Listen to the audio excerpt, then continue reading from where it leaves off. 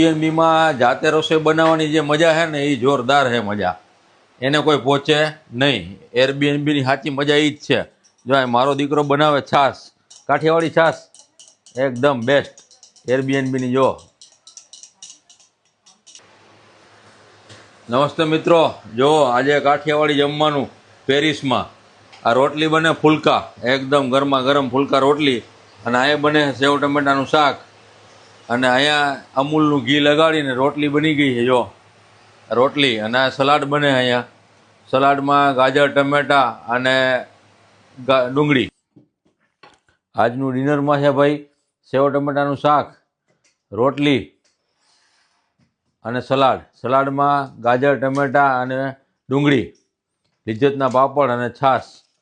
Super dinner, એકદમ dinner મસ્ત, જબરજસ્ત ડિનર. કાઠિયાવાડી સેવ ટમેટા રોટલી, ગરમા ગરમ ફુલકા, અમૂલનું ઘી